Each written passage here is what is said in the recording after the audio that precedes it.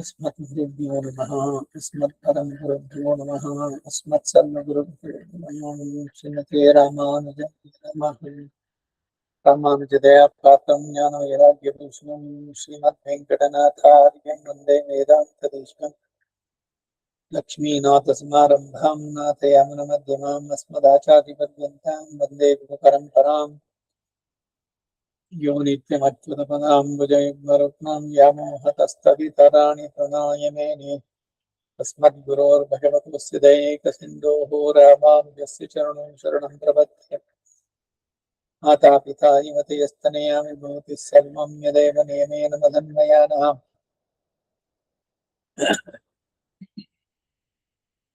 आद्यस्य नः कुलपतेर्वकुलाभिरामं श्रीमत्तदङ्घ्रियुगलं प्रणमामि मूर्ध्ना। भूतं सरश्च महदाह्वयपट्टनाथ श्रीभक्तिसारकुलशेखर योगिवान् भक्ताङ्घ्रिरेणुपरकालयतीन्द्रमिश्रान् श्रीमत्पराङ्कुशमुनिं प्रणतोऽस्मि नित्यम्। श्रीमन्वेङ्कटनाथार्यः कवितार्किककेसरी वेदान्ताचार्यवर्यो मे सन्निधत्तां सदा हृदि। ஷீரன்னதோ திருவேங்கடமுடையான் பாரன்ன சொன்ன பழமொழிகள் ஓரன்னதானேமையாதோ தாரணியில் வாழ்வார்க்கு அநீரப்பமளவம் வாழ்வு. ஸ்ரீமதே நிகமாந்த ಮಹಾದೇಶಿಕಾಯ ನಮಃ. ಶ್ರೀಮದ್ ವೇದಾಂತ ದೇಶಿಕರು ಬರೆದಂತಹ ರಹಸ್ಯ ಗ್ರಂಥಗಳಲ್ಲಿ 16வது ರಹಸ್ಯಮಾನ ರಹಸ್ಯತ್ರಯ ಚುಳಕಂ, 16ನೇ ರಹಸ್ಯ ರಹಸ್ಯತ್ರಯ ಚುಳಕಂ. ಅದರಲ್ಲಿ ಮೂಲ ಮಂತ್ರ, ದ್ವಯ ಮಂತ್ರ, ಚರ್ಮ ಶ್ಲೋಕ ಇವುಗಳ ಸಂಗ್ರಹ ವಿವರಣೆಯನ್ನ ನೋಡ್ತಾ ಇದ್ವಿ. ಅದರಲ್ಲಿ ದ್ವಯ ಮಂತ್ರದ ಶರಣಾಗತಿ, ದ್ವಯ ಮಂತ್ರ, ಶರಣಾಗತಿ ಮಂತ್ರ ಇವು ಬರುವಂತಹದ್ದು. ಶ್ರೀಮನ್ನಾರಾಯಣ ಚರಣಂ ಶರಣಂ ಪ್ರಪದ್ಯ ಶ್ರೀಮತೆ ನಾರಾಯಣಾಯ ನಮಃ.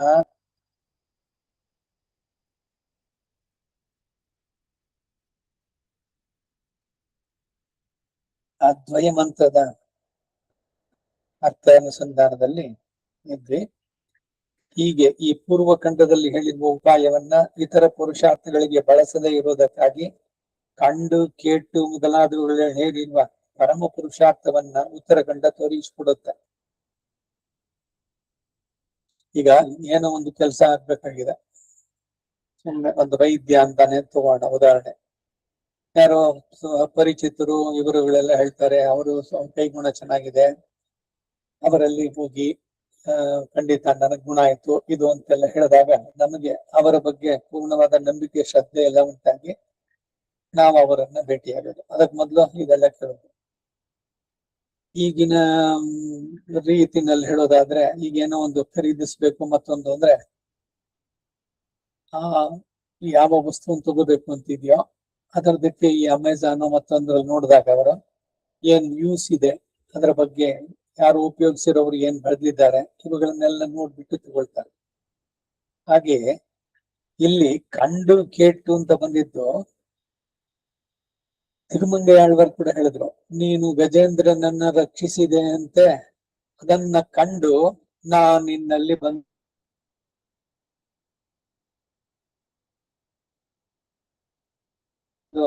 ಆಶ್ರಯಿಸಿದ್ದೇನೆ, ನನ್ನನ್ನು ನೀನು ಸಲಹಬೇಕು ಅಂತ.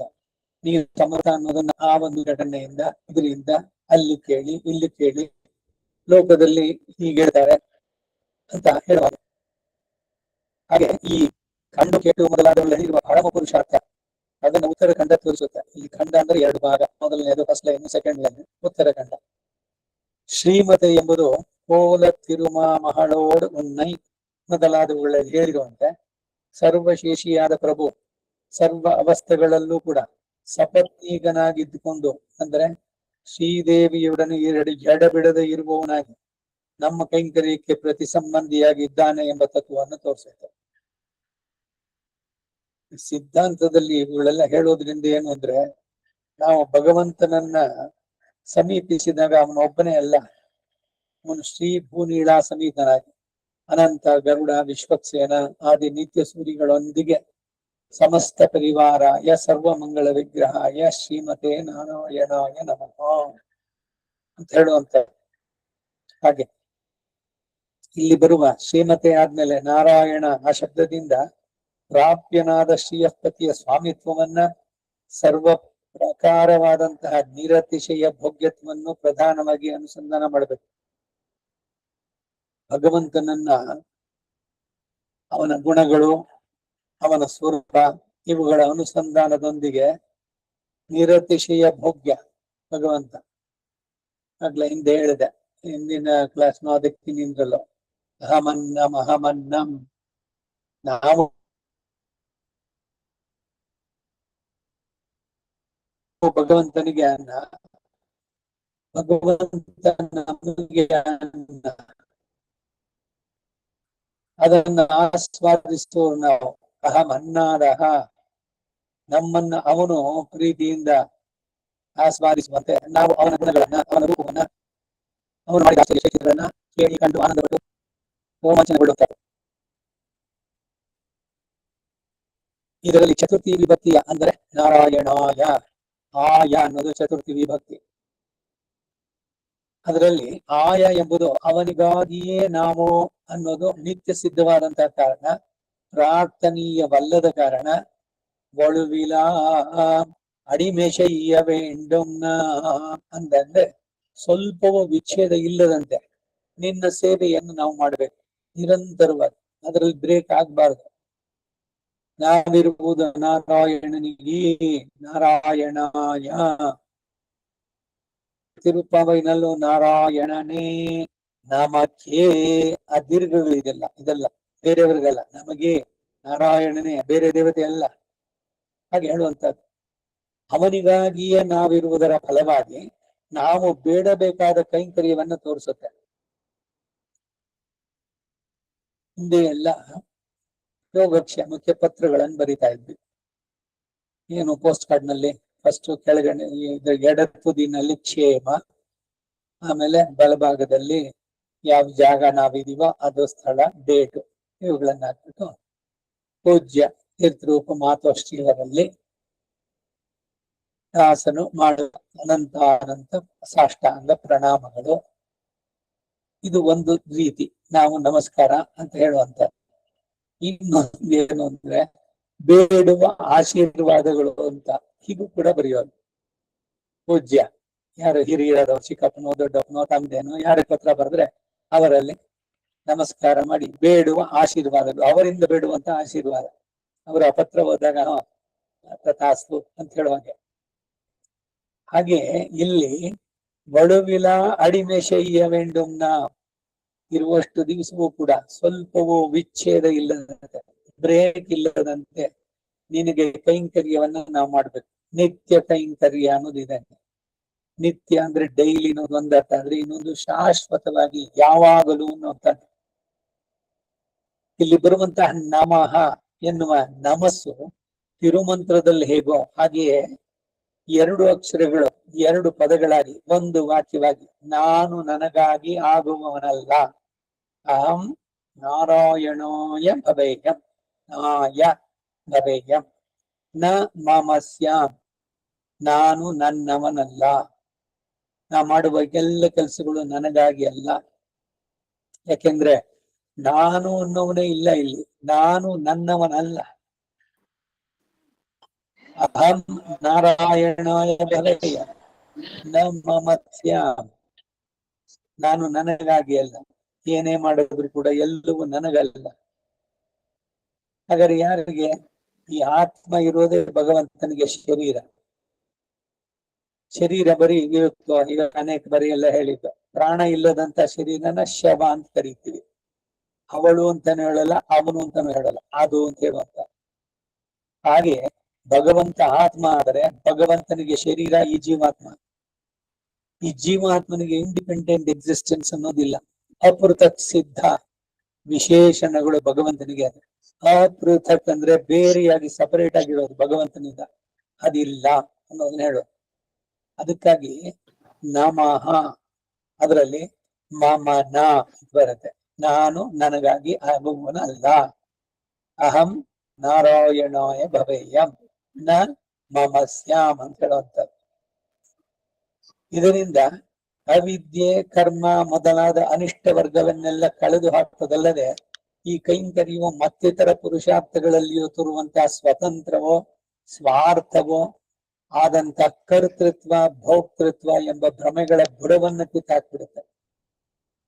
ಯಾವಾಗ ನಾನೇ ಅನ್ನೋದು ಇಲ್ವೋ, ಇನ್ನು ನಂದು, ನನ್ನ ಆಸ್ತಿ, ನಂದು ಅಂತ ಹೇಳೋದಿದ್ದೇನೋ, ಅಹಂಕಾರ ಅನ್ನೋದು ಹೋಗ್ಬಿಟ್ರೆ ಮಮಕಾರ ಅನ್ನೋದು ಇಲ್ಲವೇ ಇಲ್ಲ. ಯಾವಾಗ ನಾನೇ ಇಲ್ಲವಾದನೋ, ನಾನೇ ನನ್ನವನಲ್ಲ ಅಂದ್ಮೇಲೆ ಇನ್ನು ನನ್ನದು ಅನ್ನೋದು ಇಲ್ಲಿ ಏನಿದೆ? ನನ್ನ ಆಸ್ತಿ, ನಂದು, ನನ್ನ ಬಂಧುಗಳು, ನನ್ನ ಮಗ, ನನ್ನ ಹೆಂಡತಿ, ಇದೆಲ್ಲ ಬರುತ್ತೋ? ಜೊತೆನೆಲ್ಲ ಹೊರಟೋಗುತ್ತೆ. ಬೇರೆ ಸಮೇತ ಬುಡವನ್ನ ಕಿತ್ತಾಕದಂತೆ. ಏನ್ ಕಿತ್ತಾಕಿದ್ದು ಅಂದ್ರೆ ಕರ್ತೃತ್ವ. ನಾನ್ ಮಾಡ್ತಾ ಇದ್ದೀನಿ, ಇದು ನನಗಾಗಿ, ನನ್ನ ಮನಸ್ಸಿನ ಇದಕ್ಕೆ ಸರಿಯಾಗಿ, ನನ್ನ ಇಷ್ಟದಂತೆ ಯಾವುದು ಇಲ್ಲ. ಹಾಗೆ ಭೋಕ್ತೃತ್ವ, ಇದನ್ನ ಅನುಭವಿಸುವವನು ನಾನು, ಅದು ಕೂಡ ಇಲ್ಲ. ಯಾಕಂದ್ರೆ ಎಲ್ಲವೂ ಅವನಿಗೆ ಭಗವಂತನಿಗಾಗಿ. ಹೀಗೆ ಚತುರ್ಥಿಯಲ್ಲಿ ಈ ಅರ್ಥಗಳನ್ನ ಮುಖ್ಯವಾಗಿ ಅನುಸಂಧಾನ ಮಾಡ್ಬೇಕು. ಅಷ್ಟಾಕ್ಷರಿ ಜಪ ಮಾಡ್ಬೇಕಾದ್ರೆ ಇದು ನೆನ್ಪಲ್ಲಿರ್ಬೇಕು. ಪ್ರಣವೇನ ಸಹ ನಮೋ ನಾರಾಯಣಾಯ ಅಂತ ಹೇಳಿದಾಗ ನಾನು ನನಗಾಗಿ ಅಲ್ಲ, ನಾನೇ ನನಗಾಗಿ ಅಲ್ಲ ಅಂದ್ಮೇಲೆ ನನ್ನದು ಅನ್ನೋದು ಇಲ್ಲಿ ಏನು ಇಲ್ಲ. ಇದು ಬಹಳ ಬರ್ಬೇಕಾಗ್ತದೆ.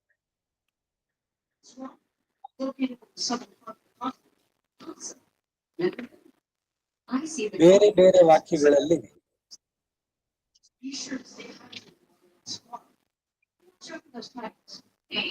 ಬೇರೆ ಬೇರೆ ವಾಕ್ಯಗಳಾಗಿರುವ ಈ 3 ವಾಕ್ಯಗಳು ಕೂಡಿ ಅಂದ್ರೆ ಒಂದು ಶ್ರೀಮನ್ನಾರಾಯಣ ಚರಣಂ ಶರಣಂ ಪ್ರಪದ್ಯೆ, ಎರಡನೇದು ಶ್ರೀಮತೆ ನಾರಾಯಣಾಯ, ಮೂರನೇದು ನಮಃ ಎಂಬ 3 ಅವಾಂತರ ವಾಕ್ಯಗಳು ಕೂಡಿ. ಅವಾಂತರ ಅಂತಂದ್ರೇನು? ಆವಯೋಹ ಅಂತರಹ. ಏನ್ ಅವಾಂತರ ಮಾಡ್ಕೊಂಡು ಬಂದ್ಯೋ ನಮ್ಮ ರೂಢಿನಲ್ಲಿ ಹೇಳೋ ಪದ ಬೇರೆ, ಇಲ್ಲಿ ಪದಗಳ ಜೊತೆನಲ್ಲಿರೋದು. ಶ್ರೀಮತೆ ನಾರಾಯಣಾಯ ನಮಃ. ಈ ವಾಕ್ಯದ ಅರ್ಥ ಏನು? ಮತ್ತಾರಿಗೂ ಶೇಷಭೂತನಾಗಲು ತಕ್ಕವನಲ್ಲವನು ನಾನು, ಇನ್ಯಾರಿಗೂ ಕಿಂಕರನಲ್ಲ. ನಾರಾಯಣನಿಗೆ ಅಕಿಂಚನನು, ನನಗೆ ಬೇರೆ ಗತಿ ಇಲ್ಲ, ಬೇರೆ ಯಾವ ಉಪಾಯದ ಬಲ ಕೂಡ ನನಗಿಲ್ಲದವನು ಆದಂತಹ ನಾನು ಶ್ರೀಮನ್ನಾರಾಯಣ ಚರಣಂ ಶರಣಂ ಪ್ರಪದ್ಯೆ ಶ್ರೀಮತೆ ನಾರಾಯಣಾಯ ನಮಃ ಅನ್ನೋದಕ್ಕೆ ಅರ್ಥ ಇದೆ.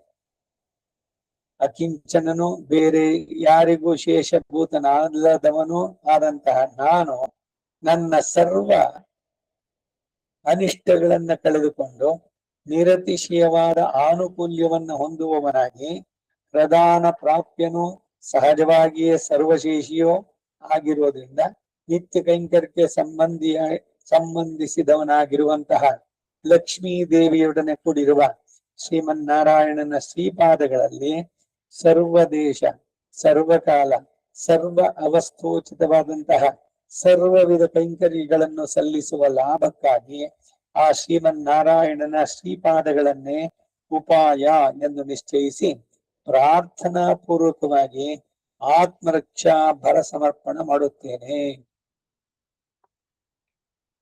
ಈ ನ್ಯಾಸ ದಶಕ ಇದೆಯಲ್ಲ, ನ್ಯಾಸ ಅಂದ್ರೆ ಪ್ರಪತ್ತಿ, ಭರನ್ಯಾಸ.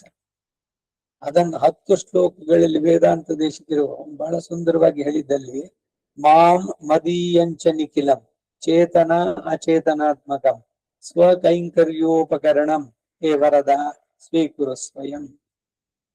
ನಾನು, ನನಗೆ ಸೇರಿದಂತಹ ಚರ ಅಚರ ಎಲ್ಲವೂ ಕೂಡ, ಚಲಿಸೋದು ಇದು ಅಂತಂದ್ರೆ ನನ್ನ ಜೊತೆ ಇರುವಂತಹ ಇವರು, ನನ್ನ ಹೆಂಡತಿ, ಮಕ್ಕಳು, ನನ್ನ ಕುಟುಂಬ, ಇವರು. ಚೇತನ ಅಚೇತನಾತ್ಮಕ, ಅಚೇತನವಾದದ್ದು ಆಸ್ತಿ, ನಾನೇನ್ ನಂದು ಅಂತೆಲ್ಲ ಸಂಗ್ರಹಿಸಿದ್ದೇನೋ ಇದೆಲ್ಲ ಸ್ವಕೈಂಕರ್ಯೋಪಕರಣ, ನಿನ್ನ ಕೈಂಕರ್ಯಕ್ಕಾಗಿಯೇ, ಅದು ನನಗಾಗಿ ಅಲ್ಲ. ಸೊ ಇವೆಲ್ಲದರ ಜೊತೆಗೆ ನನ್ನನ್ನು ನಾನು ನಿನಗೆ ಒಪ್ಪಿಸ್ತಾ ಇದ್ದೇನೆ. ಸ್ವಕೈಂಕರ್ಯೋಪಕರಣಂ ವರದ ಸ್ವೀಕುರು ಸ್ವಯಂ. ನನ್ನನ್ನ ಸ್ವೀಕರಿಸು, ನನ್ನ ಕೈಂಕರ್ಯವನ್ನ ನೀನು ಸ್ವೀಕರಿಸು. ಉಡಲು ಉಯ್ಯರು ಎರಡು ನಿನ್ನದೆ. ಉಡಲ್ ಅಂದ್ರೆ ಶರೀರ, ಉಯ್ಯರ್ ಅಂತಂದ್ರೆ ಆತ್ಮ. ಶರೀರ ಯಾರ್ದು? ನಂದಲ್ಲ, ಭಗವಂತ ಕೊಟ್ಟಿದ್ದು. ತಂದೆ ತಾಯಿಗಳು ಬರೀ ವ್ಯಾಜ ಅಷ್ಟೇ, ನಿಮಿತ್ತವಾದರು ಅಲ್ಲಿ. ಆತ್ಮ ಅದು ಭಗವಂತನ ಸೇರಿದ್ದು.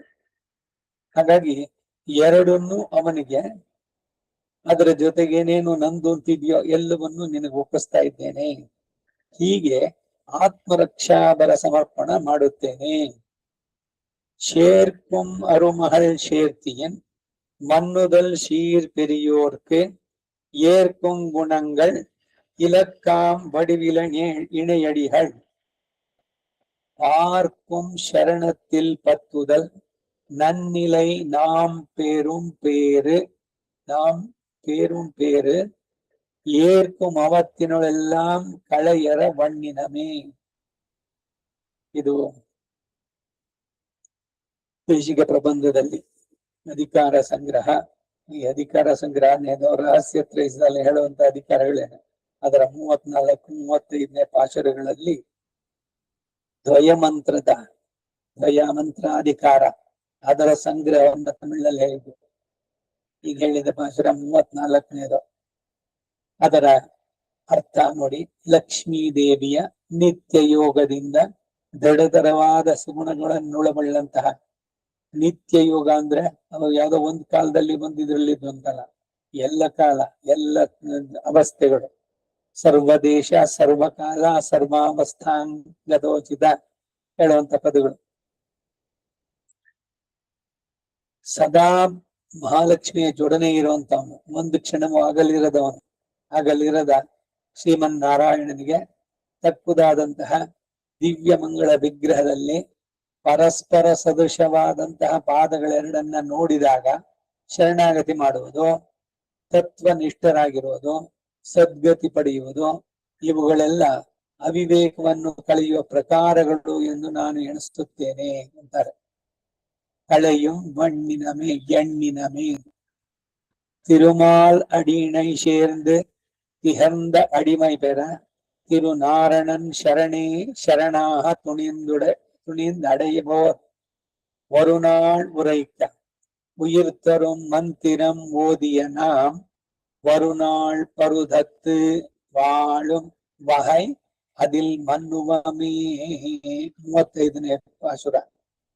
ಶ್ರೀಮನ್ನಾರಾಯಣನ ಪಾದಗಳೆರಡನ್ನೂ ಸೇರಿ ಅವುಗಳಲ್ಲಿ ಆನಂದದಾಯಕವಾದ ಕೈಂಕರ್ಯವನ್ನು ಮಾಡುವುದಕ್ಕಾಗಿ ಆ ಶ್ರೀಮನ್ನಾರಾಯಣನ ಚರಣಗಳೇ ಶರಣು, ಶರಣಮೇ ಎಂದಿರುಂದೇನ್ ಅಂತ ಹೇಳಿದಂತೆ ಎಂದು ಮಹಾವಿಶ್ವಾಸದಿಂದ ಭರನ್ಯಾಸ ಮಾಡುವ ಆಚಾರ್ಯರ ಸನ್ನಿಧಿಯಲ್ಲಿ ಆತ್ಮಸ್ವರೂಪವನ್ನು ತಂದುಕೊಡಬಲ್ಲಂತಹ ದ್ವಯಮಂತ್ರವನ್ನ ಒಮ್ಮೆ ಹೇಳಿದ ನಾವು ಮುಂದೆ ಬರುವ ದೋಷಗಳನ್ನೆಲ್ಲಾ ನಿವಾರಿಸಿ ಬಾಳುವಂತೆ ಅದರಲ್ಲಿ ಶ್ರೇಯಸ್ಕರವಾದ ನಿಷ್ಠೆಯನ್ನು ಹೊಂದುತ್ತೇವೆ ಅಂತ ಈ ಪಾಶುರದ ಅರ್ಥ.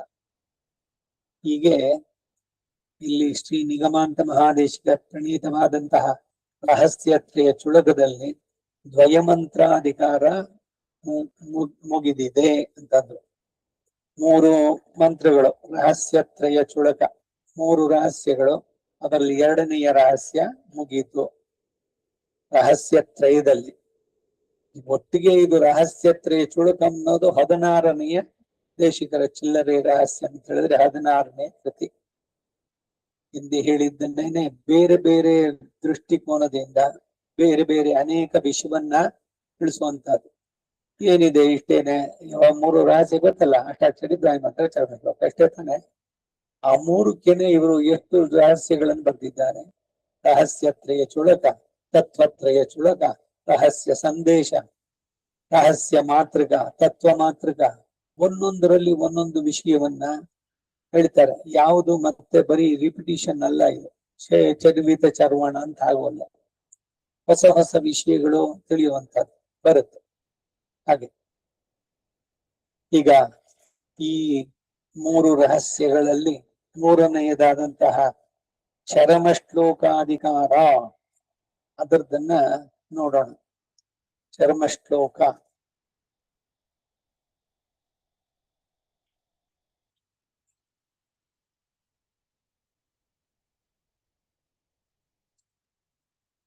ಅತ ಶ್ರೀಮದ್ ರಹಸ್ಯತ್ರೇ ಚುಳಕೆ ಚರ್ಮಶ್ಲೋಕಾಧಿಕಾರ ತೃತೀಯ. ಮೊದ್ಲೇ ಒಂದ್ಸಲಿ ಈ ಆರಂಭ ಮಾಡಿದಾಗ್ಲೇ ಓದಿತ್ತು, ಆದ್ರೂ ಇನ್ನೊಂದ್ಸಲಿ ಮೂಲ ಅವರು ಬರೆದಂತಹದ್ದು ಅದನ್ನ ಒಮ್ಮೆ ಓದಿ ಆಮೇಲೆ ಅದರ ಕನ್ನಡ ಅನುವರ್ತಿಗೆ ಹೋಗೋಣ. ಚರ್ಮಶ್ಲೋಕಾಧಿಕಾರ ತೃತೀಯ ತಿರುಮಂತ್ರತ್ತಿಲುಂ ದ್ವಯತ್ತಿಲುಂ ಪ್ರಕಾಶಿತ ಉಪಾಯ ವಿಶೇಷத்தை அதிகாராதிகளுடனே கூட விதிமுகத்தாலே வெளியிடுகிறது ಚರ್ಮಶ್ಲೋಕಂ. ಇವರು ಬರೆಯುವಂತದ್ದು ತಮಿಳು ಜೊತೆಗೆ ಮಣಿಪ್ರವಾಳ ಅಂತ ಹೆಸರು ಇದಕ್ಕೆ. ಈ ಶೈಲಿನಲ್ಲಿ ಬರೆಯೋದು ಅಂದ್ರೆ ಸಂಸ್ಕೃತ ಮತ್ತು ತಮಿಳು ಎರಡು ಇದೆ ಅದರಲ್ಲಿ. ಇತ್ತ ಸಪರಿಕರಮಾಹ ಸುದುಷ್ಕರಮಾಯ್ ಚಿರಕಾಲ ಸಾಧ್ಯಮಾನ ಉಪಾಯಾಂತರಂ ಅಲ್ಪಜ್ಞನಾಯ್ ಅಲ್ಪಶಕ್ತಿಯಾಯ್ அல்பகாலவர்த்தியான தனக்கு தலை கட்டவரிதன்னு சோகித்தவனுக்கு சாங்கமாக சுகரமாய் சகிருத் கர்த்தவியமான ಒಂದೇ ಸಲಿ ಸಕೃತ್ ಕರ್ತವ್ಯமான ಉಪಾಯ ವಿಶೇಷத்தை ಉಪದೇಶಿத்து ನೀ ಶೋಕಿಕ್ಕ வேண்டாம் ಮಾ ಶುಚ ಅಂತ ಹೇಳಿದ್ರಲ್ಲ ಅದನ್ನು நீ ಶೋಕಿக்க வேண்டாம் என்கிறான். சர்வதர்மான் என்பது எல்லா தர்மங்களையும் என்றபடி தர்மமாவது ಶಾಸ್ತ್ರಮೇ ಕೊಂಡರಿಯ வேண்டும் ಅಭಿಮತ ಸಾಧನ. ಧರ್ಮ ಅನ್ನೋದೇನು ಅಂದ್ರೆ ಶಾಸ್ತ್ರದಲ್ಲಿ ಹೇಳಿದ್ದು, ಶಾಸ್ತ್ರವನ್ನೇ ಆಧಾರವಾಗಿಟ್ಕೊಂಡು ಹೇಳುವಂತದ್ದು. ಶಾಸ್ತ್ರಮೇ ಕೊಂಡು ಅರಿಯ வேண்டும் ಅಭಿಮತ ಸಾಧನ. இங்கு தர்மம் என்கிறது கீழ் சொன்ன ಭಕ್ತಿ ಯೋಗத்தை. ಇಲ್ಲಿ ಹೇಳಿದ್ದು ಧರ್ಮ ಸರ್ವಧರ್ಮ ಅಂತಂದ್ರೆ ಎಲ್ಲ ಧರ್ಮನು ಬಿಟ್ಬಿಡು ಅಂತಲ್ಲ, ಮೇಲೆ ಅಷ್ಟೊತ್ತ ನೋಡಿದ್ರೆ ಅಷ್ಟೇ ಅಲ್ಲ, ಅದರ ಅರ್ಥವನ್ನು ಹೇಳ್ಬೇಕಾದ್ರೆ ಹೇಳ್ತಾರೆ ಇಲ್ಲಿ கீழ் சொன்ன பக்தி யோகத்தை. இது பல வகை ஆனபடியை பகுவச்சனம் காட்டுகிறது. இவற்றில் ஒன்றும் ஒளியாமைக்காக சர்வ சப்தம் பரிகரங்களை கூட காட்டுகைக்காகவும் பரித்தெஜ்ஜ பத என்றது துவக்கர விடுகையை சொல்லுகிறது. ದುಃಖ ಕ್ಲೇಶಗಳು ಅರಿಷ್ಟಗಳು ಅವುಗಳನ್ನ ಬಿಡುವಂತಹದ್ದು. ಧರ್ಮங்களை விடுகையாவது அவற்றின் அருமையை கண்டு நிராசனாகை. பரி என்கிற உபசர்க்கம் சர்வ காலத்திலும் சர்வ பிரகாரத்திலும் யோக்கியத்தை இல்லை என்று ನೈರಾಶ್ಯಾತಿಶಯத்தை ಕಾಟುகிறது. ನಾನೇ ನನ್ನ ಉದ್ಧಾರ ಮಾಡ್ಕೊಳ್ತೀನಿ ಅನ್ನೋ ಒಂದು ಪೂರ್ಣವಾಗಿ ಇಲ್ಲ ಅಂತ ಹೇಳುವುದನ್ನು ತಿಳಿಸುವಂತದ್ದು. அபிமத சாதனங்களில் சக்தனுக்கும் அசக்தனுக்கும் இங்கு தியாகம் விதிக்க கூடாமையால் இது அனுவாதம். சர்வ தர்மங்களினுடைய ஸ்வரூப தியாகத்தை விதிக்கிற என்கை ಬಹು ಪ್ರಮಾಣ ವಿರುದ್ಧಂ. ಇದರ ಅರ್ಥಾನುಸಂಧಾನ ಮುಂದಕ್ಕೆ ಮಾಡೋಣ, ಸುಮ್ಮನೆ ಇಲ್ವನ್ನೊಂದೇ ಮಾತು ಹೇಳ್ತಾ ಇದ್ದೆ. ಸರ್ವಧರ್ಮಾನ್ ಪರಿತ್ಯ ಅಂದ್ರೆ ಎಲ್ಲ ಧರ್ಮ ಬಿಟ್ಟು ಬಿಡು ಅಂತ ಅಲ್ಲದು, ಎಲ್ಲ ಪ್ರಮಾಣಗಳಿಗೆ ವಿರುದ್ಧವಾಗತ್ತೆ.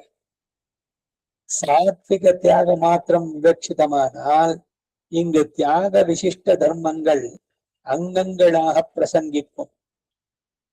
ಸಾತ್ವಿಕ ತ್ಯಾಗಂ ಎಲ್ಲ ಮತ್ತೆ ಮತ್ತೆ ಹೇಳಿದ್ದು. ಕರ್ತೃತ್ವ ತ್ಯಾಗ, ಸಂಬಂಧ ತ್ಯಾಗ, ಫಲ ತ್ಯಾಗ ಮೂರನ್ನು ಬಿಡ್ಬೇಕು. ನಾನಲ್ಲ, I am not the doer, this is not my karma, the results are not mine. ಈ ಅನುಸಂಧಾನದೊಂದಿಗೆ ಶ್ರದ್ಧೆಯಿಂದ ಅದನ್ನ ಪೂರ್ಣವಾಗಿ ನಡೆಸಬೇಕು. ಯಾಕೆ ಅಂದ್ರೆ ಅದು ಭಗವಂತನಿಗಾಗಿ. ಭಗವಂತ ನಿಮ್ಮಿಂದ ಆ ಕೆಲಸವನ್ನು ನಡೆಸ್ತಾ ಇದ್ದಾನೆ, ಥ್ರೂ ಯು. ನೀವೇ ಎಲ್ಲ ಮಾಡ್ತಿರೋದು, ಫಲ ನಿಮಗಲ್ಲ. ಹಾಗಾಗಿ ಅದು ಸಾತ್ವಿಕ ತ್ಯಾಗ ಮಾತ್ರ ವಿವಕ್ಷಿತ. ಸರ್ವಧರ್ಮಾನ್ ಪರಿತ್ಯಜ್ಯ ಅನ್ಬೇಕಾದ್ರೆ ஆகையால் தியாக விதி கொள்ள பார்க்கில் சாத்விக தியாக விசிட்ட ಸರ್ವಧರ್ಮ ನೈರಪೇಕ್ಷಾದಿகளிலே ತಾತ್ಪರ್ಯಂ ಕೊಳ್ಳ ಉಚಿತಂ. ಆ ರೀತಿ ಕೆಲಸವನ್ನ ಚೆನ್ನಾಗಿ ಮಾಡಿ ಭಗವಂತನಿಗೆ ಅದನ್ನು ಒಪ್ಪಿಸುವಂತ ಕೆಲಸ. ಧರ್ಮವನ್ನೇ ಬಿಟ್ಬಿಡೋದಲ್ಲ. ಸರ್ವಧರ್ಮಾನ್ ಪರಿತ್ಯಜ್ಯ ಎಲ್ಲಾನು ಬಿಟ್ಟು ನನ್ನನ್ನೇ. ಏನ್ ಸರ್ವಧರ್ಮಾನ್ ಪರಿತ್ಯಜ್ಯ ಅಂದ್ರೆ ಧರ್ಮಗಳು ಏನು? ಈಗ ಬ್ರಾಹ್ಮಣನಿಗೆ ಸಂಧ್ಯಾವನ್ನೇ ಬಿಟ್ಬೋಣ, ಇನ್ನು ಒಳ್ಳೆ ಕೆಲಸ ಮಾಡೋದ್ ಬಿಟ್ಬೋಣ. ಆ ರೀತಿ ನಾವು ಅರ್ಥ ಮಾಡ್ಕೊಳ್ಳೋದ್ರೆ ಎಲ್ಲವನ್ನು ಬಿಡ್ಬೇಕು ಅಂದ್ರೆ ಊಟ ಮಾಡೋದು ಬಿಡ್ಬೇಕು, ಅಡಿಗೆನು ಮಾಡಬಾರ್ದು. ಏನನ್ನು ಮಾಡಬಾರ್ದು. ಆ ರೀತಿ ಅರ್ಥವಾಗುತ್ತೋ? ನಾವು ನಮಗೆ ಯಾವ್ಯಾವ ಸೌಕರ್ಯವೋ ಅದ ಮಾತ್ರ ತಗೊಂಡ್ ಬಿಟ್ಬಿಡ್ತೀವಿ. ಸಂಧ್ಯಾವನ್ನೇ ಅದ್ ಹೇಳಿದೆಯಲ್ಲ, ಮಾಡ್ಲೇಬೇಕು ಪ್ರತಿದಿನ ಅಂತ ಬಿಟ್ಬೋಣ. ಸರ್ವಧರ್ಮಾನ್ ಪರಿತ್ಯಜ್ಯ ಅಂದ್ರೆ ಅದೆಲ್ಲ ಅರ್ಥ.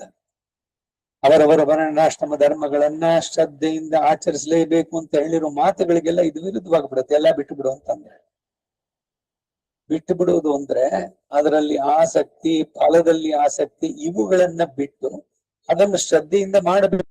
ಬಿಟ್ಟು ಬಿಡೋದಲ್ಲ ಕೆಲಸವನ್ನು. ಸರ್ವಧರ್ಮಾನ್ ಪರಿತ್ಯಜ್ಯ ಅಂದ್ರೆ ಸುಮ್ನೆ ನೋಡಿದಾಗ ಏನು ಅಂದ್ರೆ ಎಲ್ಲ ಧರ್ಮನೂ ಬಿಟ್ಬಿಡಿ. ಎಲ್ಲ ಧರ್ಮನೂ ಬಿಡ್ತೀರಾ? ನಿಮ್ಗೆ ಯಾವ್ಯಾವ್ದು ಬ್ಯಾಡ್ಬೋ ಅದು ಮಾತ್ರ ಬಿಡೋದು. ಊಟ ಮಾಡೋದು ಬಿಡ್ತೀರಾ? ಇಲ್ಲ ಇನ್ನೇನೋ ನೋಡೋದು ಮಾಡೋದು ಬಿಡ್ತೀರೇನೋ? ಹಾಗೆ ಧರ್ಮ നൈരപേക്ഷാദികളിലെ താത്പര്യം കൊള്ള ഉചിതം. പ്രപത്തിക്ക് നൈരപേക്ഷം சொன்னாலும் സ്വതന്ത്ര വിധിയാലെ വർണ്ണാശ്രമ ധർമ്മങ്ങളിലും നിലൈ കുലயாது. ದ್ವಯಂ ಅರ್ಥಾನುಸಂಧಾನೇನ ಸಹ ಸದೈವಂ ಭಕ್ತ. ಈ ಮಾತು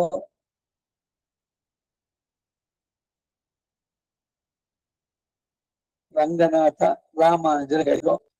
ಸಹ ಸದೈವಂ ಭಕ್ತ ಯಾವತ್ ಶರೀರಾದ ಸಮಯೇ ಇದು ಶರೀರ ಪಾಠ ಅಂದ್ರೆ ಶರೀರ ಬಿಡೋ ಸಮಯ ತನಕ ಅತ್ರೈವ ಶ್ರೀರಂಗೆ ಸುಖಮಾಸ್ವ. ಶರಣಾಗತಿ ಗದ್ಯದಲ್ಲಿ ಕಡೆನಲ್ಲಿ ರಂಗನಾಥ ಭಗವಂತನಿಗೆ ಹೇಳಿದ್ರು, ರಾಮಾನುಜರಿಗೆ ಹೇಳಿದ್ರು. ದ್ವಯಂ ಅರ್ಥಾನುಸಂಧಾನೇನ ಸಹ ಸದೈವಂ ಭಕ್ತ என்று ಸ್ವಭಾವಾರ್ಥ ಶಾಸ್ತ್ರ பிராப்தங்களோட பொருந்த கொள்ள வேணும். இப்படி அபிமதத்துக்கு ஒரு கை முதலத்து பத்திலார் பத்தனின்ற பத்திலார் பத்தனினானே எழுதங்க. பத்திலார் பத்தனின்ற தன்னை மாம் ஏகம் என்கிறார். மாம் ஏகம் என்கிறது என்னை ஒருவனையும் என்றபடி, ನನ್ನೊಬ್ಬನನ್ನೇ. ನ ಅನ್ಯ ದೇವತಾ. ದೇವತಾ ಅಂತ ಅರ್ಧ ಪೂಜೆ ಬೇಡ. ಇವತ್ತಿ ದೇವರು, ನಾಳೆ ಇನ್ನೊಂದ್ ದಿವಸ ಇನ್ನೊಬ್ಬರಿಗೆ ಹಾಗಲ್ಲ. ಎಲ್ಲವೂ ಇದೆ. ಯಾರ್ಯಾರು ಮಾಡಿದ್ರು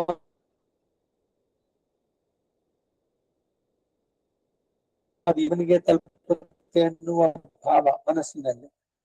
ಅವನೇ ಸುಪ್ರೀಂ. ಅವರಿಗೆಲ್ಲ ಪೂಜೆಗಳು ಸಲ್ಲಬೇಕು. ಬಂದಿದ್ದಲ್ಲ, ಯಾರು ಹೇಳ್ತಾ ಇದ್ರು ಸರಿ ನಾರಾಯಣ ಒಬ್ಬನನ್ನೇ ಅಂತ ಅಂದಾಗ ಸಂಧ್ಯಾವನೆ ಮಾಡ್ತಿದ್ದವ್ರು ಬಿಟ್ಟು ಬಿಟ್ರು. ಅವ್ರು ಮೊನ್ನೆ ದಿವಸ ಉಪನ್ಯಾಸಕ್ಕೆ ಹೋಗಿ ಹೇಳಿದ್ರು ನೋಡಿ, ಪ್ರತಿದಿನ ಮಾಡ್ತಿದ್ರು. ಇಮೊಮ್ಮೆ ವರುಣ ಶ್ರೀ ಹವಂ ಅಧ್ಯಾಚ ನೊಡೆಯ. ವರುಣನನ್ನ ಪ್ರಾರ್ಥನೆ ಮಾಡಿ ಸಾಯಂಕಾಲ, ಬೆಳಗ್ಗೆ ಮಿತ್ರಶ್ಚಿನಿ ಧೃತಶ್ರಭೋ ದೇವಸ್ಯ ಸಾನಸಿಂ ಅಂತ. ಮಿತ್ರ, ವರುಣ, ಇಂದ್ರ, ಸೂರ್ಯ ಇವರೆಲ್ಲ ಪ್ರಾರ್ಥನೆ ಮಾಡಿದ್ರೆ ದೇವತಾಂತರದ ಪೂಜೆ ಆಗಲ್ವಾ ಅಂತೇಳಿ ಅವ್ರು ಬಿಟ್ರು ಅಂತ. ಆಮೇಲೆ ಅವರು ಮತ್ತೆ ಕರೆಸಿದ್ರು ಉಪನ್ಯಾಸಕಾರರು. ಸಂಧ್ಯಾವನ್ನೇ ಬಿಡಿ ಅಂತ ನಾನು ಹೇಳಲಿಲ್ಲ. ಬೇರೆ ಬೇರೆ ದೇವತೆಗಳನ್ನ ಆಶ್ರಯಿಸೋದು ಅದು ಸತ್ಯದ ದೇವರು. ಅವರ ಹತ್ರ ಹೋದ್ರೆ ನಾವು ಕೇಳಿದ್ದೇನೋ ಸಿಗುತ್ತೆ. ಹೀಗೆ ಏನೇನೋ ಐಹಿಕ ಬಯಕೆಗಳು, ಪೂರೈಕೆಗಳು, ಅದಕ್ಕಾಗಿ ಯಾವ್ಯಾವ್ದೋ ದೇವತೆಯನ್ನ ನಂಬಿ ಅವರಿಗೆ ಮಾಡುವಂತದ್ದು ಬೇಡ ಅಂತ ಹೇಳಿದ್ನೆ ಹೊರತು ಇದು ವಿಧಿ. ಸಂಧ್ಯಾವಂದನೆ ಯಾರು ಬಿಡೋ ಹಾಗಿಲ್ಲ. ಬ್ರಾಹ್ಮಣನಾದವನಿಗೆ ಗಾಯತ್ರಿ ಜಪ ಮಾಡ್ಬೇಕು ಅಂತಂದ್ರೆ ಸಂಧ್ಯಾವಂದನೆ.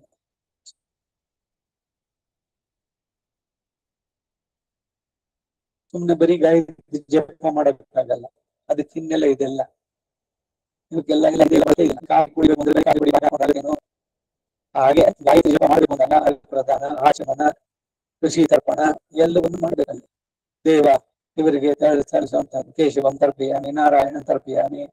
ಆಮೇಲೆ ಆಸನ ಮಂತ್ರಸ್ಯ ಧ್ಯಾನಕ್ಕೆ ಮಾಡ್ಬೇಕಾದ್ರೆ ಅಂಗನ್ಯಾಸ, ಕರನ್ಯಾಸಗಳು ಇವೆಲ್ಲದರ ಜೊತೆಗೆ ಸಂಧ್ಯಾವನಲ್ಲಿ ಬರೀ ಮುಖ್ಯವಾದ್ದೇನು ಗಾಯತ್ರಿ ಒಂದ್ ನಾಳೆ ಹೇಳ್ಬೋಣ ಬಾಯಿನಲ್ಲಿ ಅಂದ್ರೆ ಬರೀ ಕಾಫಿ ಪುಡಿ ಬಾಯಿಗೆ ಹಾಕ್ಕೊಳ್ಳಿ ಅಂದಾಗುತ್ತೆ.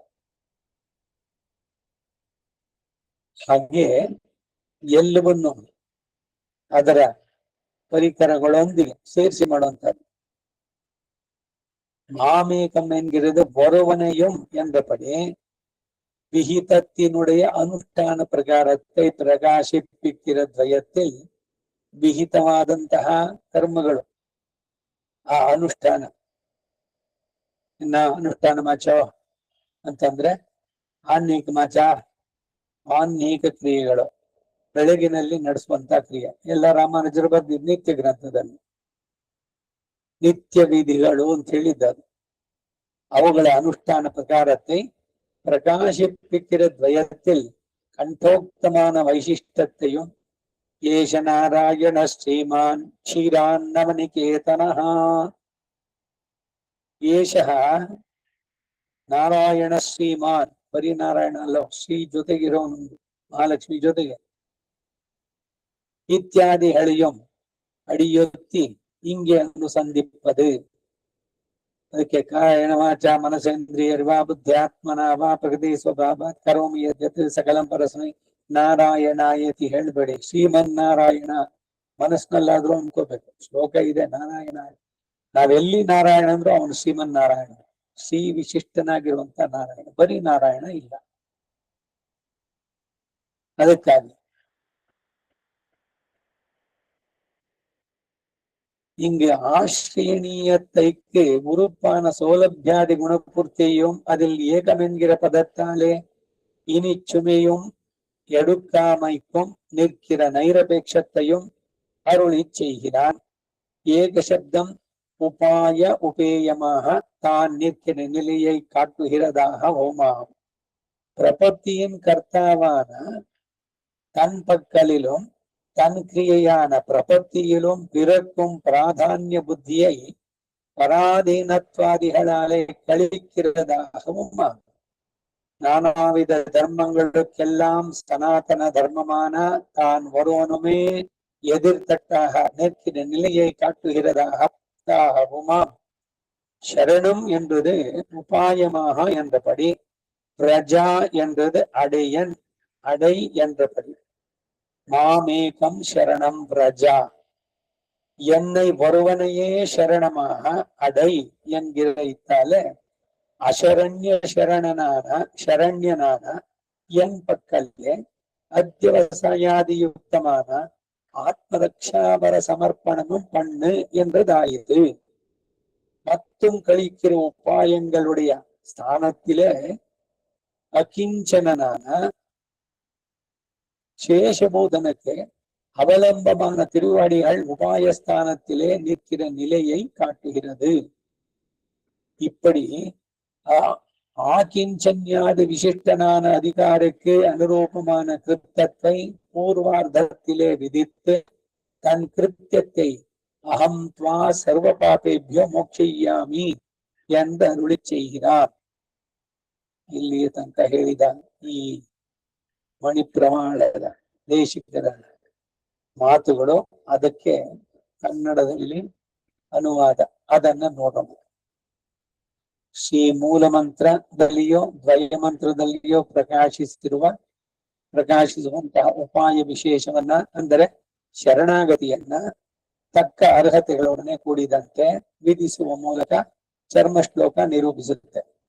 ಅನೇಕ ಪರಿಕರಗಳನ್ನ, ಅಂದರೆ ಕರ್ಮಯೋಗ, ಜ್ಞಾನ ಯೋಗ ಮೊದಲಾದವುಗಳೊಡನೆ ಸೇರಿ ಆಚರಿಸಲು ಕಷ್ಟಕರವಾದರೂ ಅನೇಕ ಕಾಲದ ಕೊನೆಯಲ್ಲಿ ಫಲವನ್ನು ಕೊಡತಕ್ಕದ್ದು ಆದಂತಹ ಬೇರೆ ಮೋಕ್ಷೋಪಾಯವು ಅಂದರೆ ಭಕ್ತಿಯೋಗ ಅಥವಾ ಉಪಾಸನೆಯೋ, ಅಲ್ಪಜ್ಞನು, ಅಶಕ್ತನು, ಅಲ್ಪಕಾಲವರ್ತಿಯೂ ಆದಂತಹ ತನಗೆ ಸಾಧ್ಯವಾಗುವುದಿಲ್ಲ ಎಂದು ದುಃಖಿಸುವವನಿಗೆ ಭಗವಂತನು ಈ ಚರ್ಮ ಶ್ಲೋಕದಲ್ಲಿ ಅಂಗಗಳೊಡನೆ ಕೂಡಿ ಸುಕರವಾಗಿ ಒಮ್ಮೆ ಮಾತ್ರ ಅನುಷ್ಠಿಸಬೇಕಾದ ಉಪಾಯ ವಿಶೇಷವನ್ನ, ಅಂದರೆ ಪ್ರಪತ್ತಿಯನ್ನು ಉಪದೇಶಿಸಿ ನೀನು ದುಃಖಿಸಬೇಕಾಗಿಲ್ಲ, ಮಾಶುಚ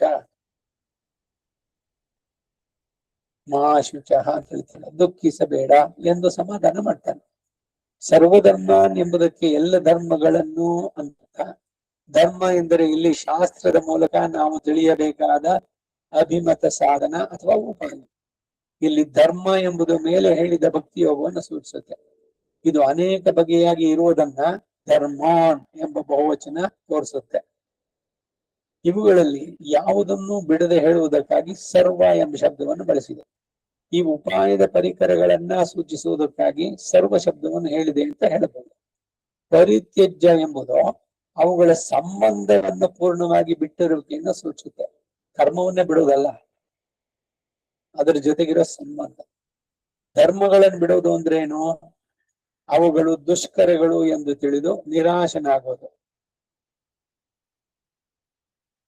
ಪರಿ ಎಂಬ ಉಪಸರ್ಗ ಸರ್ವಕಾಲದಲ್ಲಿಯೋ ಸರ್ವ ಪ್ರಕಾರದಿಂದಲೂ ಯೋಗ್ಯತೆ ಇಲ್ಲ ಎಂದು ಅರಿಯುವ ಅತಿಶಯವಾದ ನಿರಾಶೆಯನ್ನು ತೋರಿಸುತ್ತೆ. ಅಭಿಮತವಾದ ಉಪಾಯಗಳಲ್ಲಿ ಶಕ್ತನಿಗೂ ಅಶಕ್ತನಿಗೂ ಇಲ್ಲಿ ತ್ಯಾಗವನ್ನು ವಿಧಿಸಬಾರದ ಕಾರಣ ಇದು ಅನುವಾದ. ಶಕ್ತನಾದವನು ಭಕ್ತಿಯೋಗ ಮಾಡಬಹುದು. ಭಕ್ತಿಯೋಗ ಹೇಗಿರ್ಬೇಕು? ತೈಲ ಧಾರೆಯಂತೆ ಮನಸ್ಸು ಕೊಡೋ ಹರಿಯಲ್ಲಿ ಒಂದು ಕ್ಷಣವೂ ಭಗವಂತನ ಚಿಂತನೆ ಬಿಟ್ಟು ಬೇರೆ ಯಾವ ಚಿಂತನೆ ಮನಸ್ಸಿಗೆ ಬರಬಾರದು. ಭಕ್ತಿಯೋಗ ಕಷ್ಟ, ಶರಣಾಗತಿ ಸುಲಭ. ಇದು ಅಶಕ್ತನಿಗೆ, ಅದು ಶಕ್ತನಿಗೆ ಯಾರು ಸಾಧ್ಯನ ಮಾಡಬಹುದು. ಅವರು ಇಲ್ಲಿ ಸರ್ವಧರ್ಮಗಳ ಸ್ವರೂಪ ತ್ಯಾಗವನ್ನು ವಿಧಿಸಿದೆ ಎಂದು ಅರ್ಥ ಮಾಡಿದ್ರೆ ಅನೇಕ ಪ್ರಮಾಣಗಳಿಗೆ ವಿರುದ್ಧವಾಗುತ್ತೆ. ಇದೇನೆ ಮೊದಲು ಹೇಳಿದ್ದ ನಾನು. ಎಲ್ಲದನ್ನು ಬಿಟ್ಬಿಡು ಅಂದ್ರೆ ಏನು? ಸಂಧ್ಯಾವನ್ನೇ ಮಾಡೋದು ಬಿಡು, ಭಗವದ್ ಆರಾಧನೆ ಬಿಡು, ವೇದ ಕಲಿಯೋದು ಬಿಡು, ಇದ ಸರ್ವಧರ್ಮನ್ ಬಿಟ್ಬಿಡು ಅಂದ್ರೆ ಊಟ ಮಾಡೋದು, ಸ್ನಾನ ಮಾಡೋದು, ಬಟ್ಟೆ ಹಾಕೊಳ್ಳೋದು ಎಲ್ಲ ಇವು ಎಲ್ಲ ಒಂದೊಂದು ಹೇಳ್ಬೋದಲ್ಲ. ಅವುಗಳನ್ನು ಬಿಡುವಂತ ಆಗುತ್ತೇನೋ ಅಂದ್ರೆ ಸರ್ವ ಧರ್ಮಗಳ ಸ್ವರೂಪ ತ್ಯಾಗವನ್ನ ಇಲ್ಲಿ ವಿಧಿಸಿದೆ ಅಂತ ಹೇಳುವುದು ಪ್ರಮಾಣಗಳಿಗೆ ವಿರುದ್ಧವಾಗುತ್ತೆ. ಸಾತ್ವಿಕ ತ್ಯಾಗ ಮಾತ್ರವನ್ನೇ ಇಲ್ಲಿ ಹೇಳ ಬಯಸಿದೆ ಎಂದು ಅಂತ ಹೇಳಿದ್ರೆ ಇಂತಹ ಸಾತ್ವಿಕ ತ್ಯಾಗದೊಡನೆ ಕೂಡಿದ ಧರ್ಮಗಳು ಪ್ರಪತ್ತಿಗೆ ಅಂಗಗಳಾಗಿ ಬಿಡುವ ಪ್ರಸಂಗ ಬರುತ್ತೆ. ಸಾತ್ವಿಕ ತ್ಯಾಗ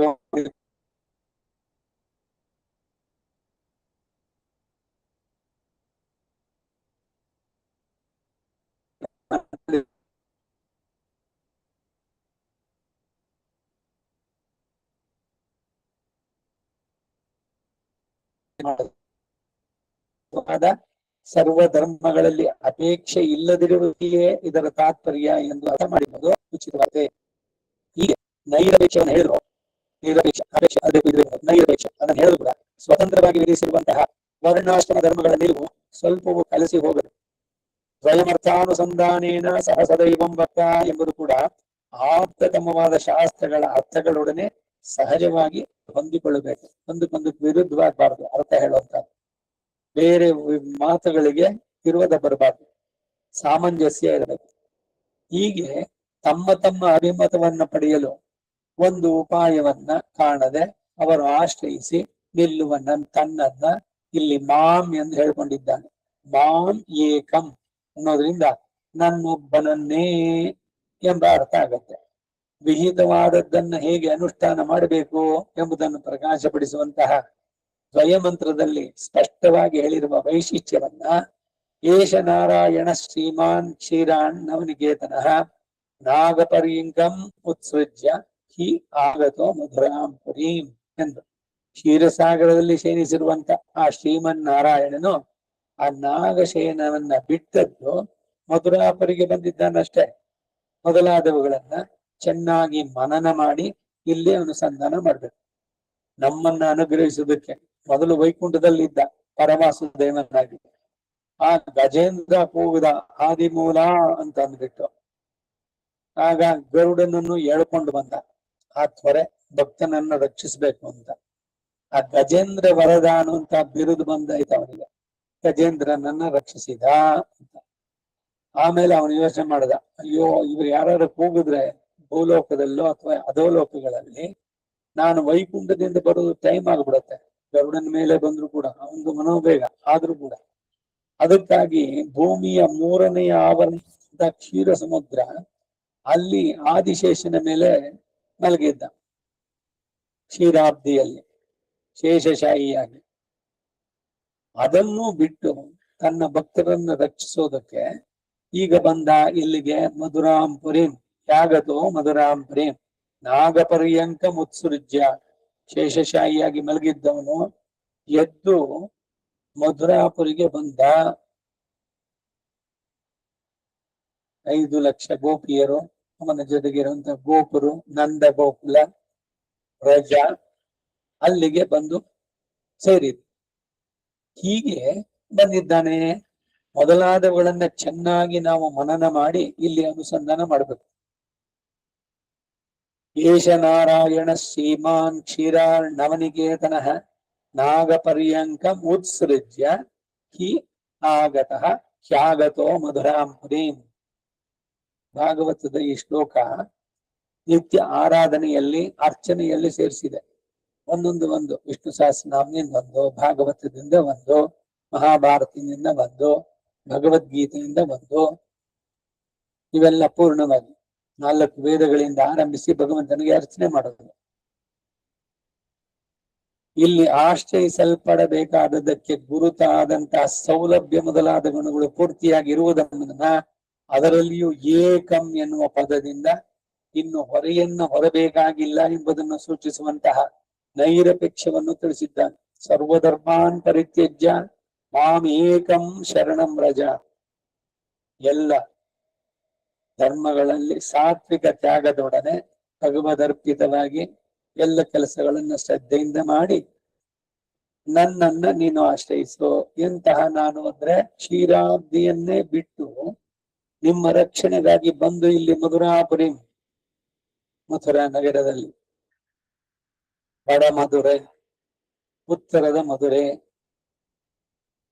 கண்ணனல்லால் தெய்வமில்லை மண்ணின் பாரம் தீர்க்குதற்கு வடಮಧುರೆ பிறந்தான். ಉತ್ತರದ ಮಧುರೆ, ಯಾಕೆಂದ್ರೆ ದಕ್ಷಿಣದಲ್ಲಿ ಒಂದು ಮಧುರೆ ಇದೆ, ಆ ಮಧುರೆ ಪಕ್ಕದಲ್ಲೇ ಶ್ರೀವಿಲ್ವತ್ತೂರು ಇರೋದು. ಸೊ ಅದರಿಂದ ಇದು ವಡ ಮಧುರೆ. ಮಧುರಾಪುರಿಂ ತ್ಯಾಗದೋ ಮಧುರಾಂಪುರಿಂ ಅಂದ್ರೆ ಅಲ್ಲಿ ಬಂದ ಕೃಷ್ಣನಾಗಿ ಅವತರಿಸೋದಕ್ಕೆ, ಅದನ್ನ ಇಲ್ಲಿ ಅನುಸಂಧಾನ ಮಾಡುವಂಥದ್ದು. ಏಕಂ ಎನ್ನುವ ಪದದಿಂದ ಇನ್ನು ಹೊರೆಯನ್ನು ಹೊರಬೇಕಾಗಿಲ್ಲ. ನೀವುಗಳು ನನ್ನಲ್ಲಿ ನಿಮ್ಮ ಭಾರವನ್ನು ಒಪ್ಪಿಸಿ, ನೀವು ಇನ್ನು ಬೇರೆ ಇನ್ಯಾವುದೋ ದೇವತೆ ಹತ್ರ ಹೋಗ್ಬೇಕಾಗಿಲ್ಲ. ಇನ್ಯಾವುದೋ ವ್ರತಗಳನ್ನ, ಇನ್ನೇನೋ ಉಪವಾಸ, ಯಾವುದೋ ದೇವತೆಗಾಗಿ ಏನೇನೋ ಮಾಡಬೇಕು, ಏನೂ ಇಲ್ಲ.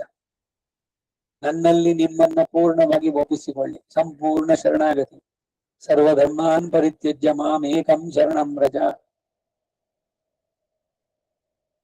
ನಾನು ಶಾಸ್ತ್ರಗಳಲ್ಲಿ ವಿಧಿಸಿದಂತೆ ವರ್ಣ ಆಶ್ರಮಗಳ ಧರ್ಮದ ಅವುಗಳನ್ನ ಶ್ರದ್ಧೆಯಿಂದ ನಡೆಸಿ ಎಲ್ಲವನ್ನು ಸದಾ ನನಗೆ ಅರ್ಪಿಸಿ, ಎಲ್ಲ ಭಗವಂತನಿಗಾಗಿ, ನನಗಾಗಿ ಅನ್ನೋದೇನು ಇಲ್ಲ ಅನ್ನೋದೆಲ್ಲ ಮೊದಲೇ ಬಂತಲ್ಲ ಮಂತ್ರದಲ್ಲಿ. ಅಹಂ ನಾರಾಯಣಾಯ ಭವೇಯಂ ನ ಮಾಮಸ್ಯಾಂ. ನಾನ್ ನನಗಾಗಿ ಏನು ಮಾಡ್ತಾ ಇಲ್ಲ, ನನಗಾಗಿ ಏನು ಇದಲ್ಲ, ಯಾವುದು ನಂದಲ್ಲ. ಈ ಎಲ್ಲ ಅನುಸಂಧಾನದೊಡನೆ ಹಾಗಾದ್ರೆ ಏನೋ ಕಾಟಾಚಾರಕ್ಕೆ ಮಾಡಿ ಹಾಕ್ಬಿಡೋದು ಅಂದ್ರೆ ಅಲ್ಲ.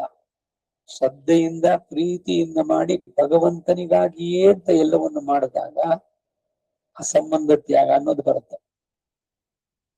ಏಕಂ, ಈ ಏಕ ಶಬ್ದ ತಾನೇ ಉಪಾಯವಾಗಿಯೂ ಉಪೇಯವಾಗಿಯೂ ಇರುವ ನಿಲುವನ್ನು ತೋರಿಸುತ್ತಾಗುತ್ತೆ. ನೀನ್ ಇನ್ಯಾರ ಹತ್ರನೂ ಹೋಗ್ಬೇಕಾಗಿಲ್ಲ. ಅಹಂ ನಾರಾಯಣಾಯ ಭವೇಯಂ ಅಂದ್ರೆ ನ ಇತರಂ, ಬೇರೆಯವರಿಗಲ್ಲ, ನಾನು ನಾರಾಯಣನಿಗಾಗಿಯೇ. ಆ ಚತುರ್ಥಿ ವಿಭಕ್ತಿ ಆ ಯಾ ಅಂತ ಬಂದಿದೆ. ಹಾಗೆ ಪ್ರಪತ್ತಿಯನ್ನ ಮಾಡುವ ತನ್ನಲ್ಲಿಯೋ, ತಾನು ಮಾಡುವ ಕ್ರಿಯೆಯಾದ ಪ್ರಪತ್ತಿಯಲ್ಲಿಯೋ ಉದಿಸುವಂತಹ ಪ್ರಾಧಾನ್ಯ ಬುದ್ಧಿಯನ್ನ ಪರಾಧೀನತ್ವ ಮೊದಲಾದವುಗಳಿಂದ ಇದು ಕಳೆದಾಗತ್ತೆ. ಪರಾಧೀನ ಅಂದ್ರೆ ನಾನು ಬೇರೆಯವರಿಗೆ ಅಧೀನ ಅಲ್ಲ, ನಿನಗೇ ನಾನು ಸದಾ. ತ್ವಮೇವ ಶರಣಂ ಮಮ ತಸ್ಮಾತ್ ಕಾರುಣ್ಯ ಭಾವೇನ ರಕ್ಷ ರಕ್ಷೋ ಜನಾರ್ದನ ಅನ್ಯತಾ ಶರಣಂ ನಾಸ್ತಿ ತ್ವಮೇವ ಶರಣಂ ಮಮ. ಒಂದೊಂದು ಶ್ಲೋಕಗಳು ಅದರ ಅರ್ಥ ಎಷ್ಟು ವ್ಯಾಪ್ತಿ ಇದೆ ನೋಡಿ. ಸ್ವಲ್ಪ ಇದೇ ವಿಚಾರ ಎಲ್ಲ ಮನನ ಮಾಡ್ಬೇಕಾದ್ದು. ಈ ನಾರಾಯಣ ಕೊಡುವ ಕೆಲಸವನ್ನ ಮಾಡುವಂತ ಕೆಲಸವನ್ನ ಬೇರೆಯವ್ರು ಮಾಡ್ಲಿಕ್ಕೆ ಸಾಧ್ಯ. ಬೇರೆ ದೇವತೆಗಳು ಅನುಗ್ರಹಿಸ್ತಾರಲ್ಲ, ಏನನ್ ಕೊಡ್ತಾರ ಅವರು? ಧನ, ಧಾನ್ಯ, ಪಶು, ಬಹುಪುತ್ರ ಲಾಭ, ದೀರ್ಘವಾದ ಆಯಸ್ಸು, ಕೀರ್ತಿ, ಆರೋಗ್ಯ ಪರಿಹಾರ. ಇದಕ್ಕೆ ಅವನನ್ನ ಆಶ್ರಯಿಸಿ ಏನು ಐಹಿಕವಾದದ್ದು ಲೌಕಿಕಕ್ಕೆ ಸೇರುವಂತದ್ದನ್ನ ಅವರದ್ದು ಕೊಡಬಹುದು. ಆದ್ರೆ ಮೋಕ್ಷವನ್ನು ಕೊಡೋದಕ್ಕೆ ಸಾಧ್ಯನೇ? ಕಪಾಲ ನನ್ಮೋಕ್ಕತ್ತು ಕಂಡುಕೊಳ್ಮಿನ್ನಂದ್ರು. ಶಿವನ ಕೈನಲ್ಲಿದ್ದ ಕಪಾಲ ಅದು ಆ ಬ್ರಹ್ಮನ ಶಾಪ, ಅದರಿಂದ ಪರಿಹಾರ ಮಾಡಿದವನು ಯಾರು? ಅದರಿಂದ ನಾವು ನೋಡಿ ತಿಳಿದುಕೊಳ್ಳಿ ಅಂತಾರೆ. ಯಾರು ಜಗದಾದಿ ಕಾರಣ, ಯಾರು ಸರ್ವೋತ್ತಮ ಪುರುಷೋತ್ತಮ, ಅಂತವನಲ್ಲಿ ನಾವು ಶರಣಾಗತಿಯನ್ನು ಮಾಡೋದು. ಹಾಗಾಗಿ ಅದು ನಾನಾ ವಿಧವಾದ ಧರ್ಮಗಳಿಗೆಲ್ಲ ಸನಾತನ ಧರ್ಮನಾದ ತಾನೊಬ್ಬನೇ ಪ್ರತಿಯಾಗಿ ನಿಲ್ಲುವ ಸ್ಥಿತಿಯನ್ನು ಕೂಡ ಇದು ತೋರಿಸುತ್ತೆ. ಏಕಂ ಅನ್ನೋದ್ರಲ್ಲಿ ಶರಣಂ ಎಂಬುದು ಉಪಾಯವನ್ನಾಗಿ ಎಂದು ಅರ್ಥ ಕೊಡುತ್ತೆ. ವ್ರಜ ಎಂದರೆ ಪಡೆ ಎಂದು ಅರ್ಥ, ಅವನನ್ನ ಪಡೆಯೋದು. ನನ್ನೊಬ್ಬನನ್ನೇ ಶರಣು ಹೊಂದು ಅಥವಾ ಉಪಾಯವಾಗಿ ನನ್ನೊಬ್ಬನನ್ನೇ ಹೊಂದು ಎಂದು ಹೇಳುವುದರಿಂದ ಅಶರಣ್ಯ ಶರಣ್ಯನಾದ.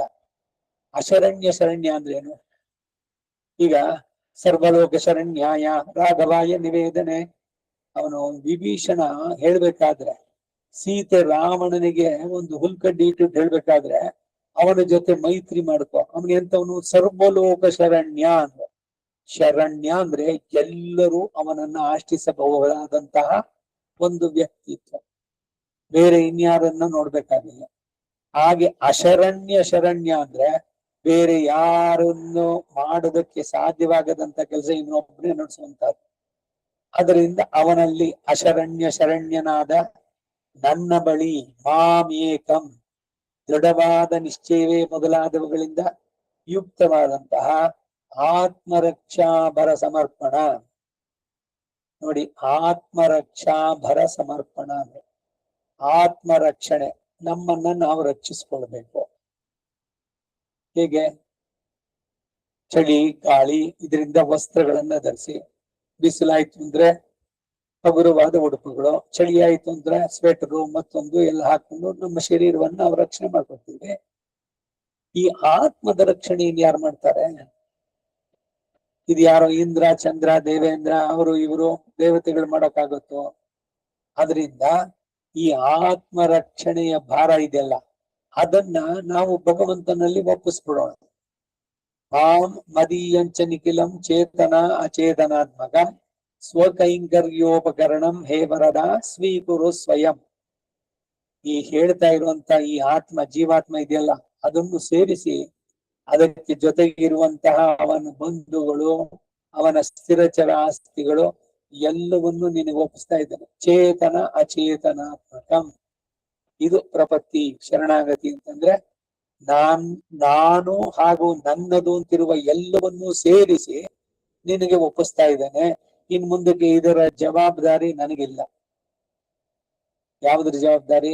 ನನ್ನ ಜವಾಬ್ದಾರಿ, ನನ್ನ ರಕ್ಷಣೆಯ ಜವಾಬ್ದಾರಿಯಾಗ್ಲಿ ಅಥವಾ ನನ್ನನ್ನ ಆಶ್ರಯಿಸಿ ಇರುವಂತಹ ನನ್ನ ಕುಟುಂಬದ ಜವಾಬ್ದಾರಿ, ಇಲ್ಲ ನಾನು ಆರ್ಜಿಸಿದ್ದೋ ಇಲ್ಲ ಪಿತ್ರಾರ್ಜಿತವಾದದ್ದೋ ಆ ಆಸ್ತಿ ಎಲ್ಲವನ್ನೂ ಕೂಡ ಅದರ ರಕ್ಷಣೆಯನ್ನ ನಾನು ನಿನಗೆ ಒಪ್ಪಿಸ್ತೇನೆ. ನೀವು ಅನನ್ಯಾಶ್ಚಿಂತೆಯಂತೋ ಮಾಂ ಯೇ ಜನಾ ಪರ್ಯುಪಾಸತೆ ಭಗವಂತ ಹೇಳಿದ ಮಾತು ಭಗವದ್ಗೀತೆ. ಅನನ್ಯಾಶ್ಚಿಂತೆಯಂತೋ, ಅನ್ಯರನ್ನ ಬೇರೆ ಇದನ್ನ ಬಿಟ್ಟು ನನ್ನಲ್ಲೇ ಸಂಪೂರ್ಣವಾಗಿ. ಇಲ್ಲೂ ಅಷ್ಟೇ ಮಾಮೇಕಂ ಅನ್ನೋದ್ರಲ್ಲೂ ಕೂಡ ಅದೇ ಹೇಳುವಂತ ಅಶರಣ್ಯ ಶರಣನಾದ ನನ್ನ ಬಳಿ ದೃಢವಾದ ನಿಶ್ಚಯವೇ ಮೊದಲಾದವುಗಳಿಂದ ಯುಕ್ತವಾದಂತಹ ಆತ್ಮರಕ್ಷಾ ಭರ ಸಮರ್ಪಣವನ್ನ ಮಾಡು. ಕರ್ಮ ಶ್ಲೋಕದಲ್ಲಿ ಬರುವುದಿದೆ.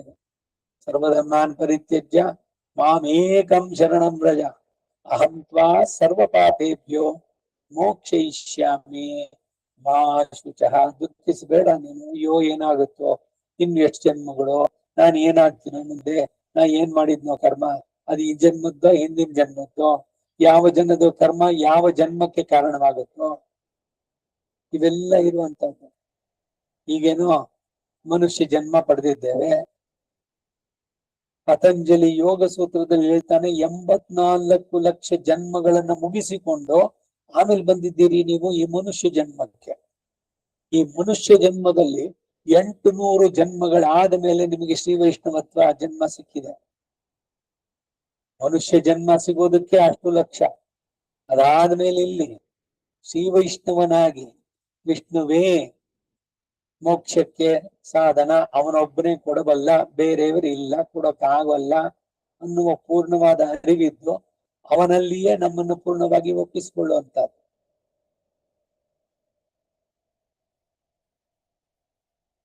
ಹೀಗೆ ಆತ್ಮರಕ್ಷಾ ಭರ ಸಮರ್ಪಣವನ್ನು ಮಾಡು ಅಂತ ಹೇಳಿದಂತಾಯ್ತು.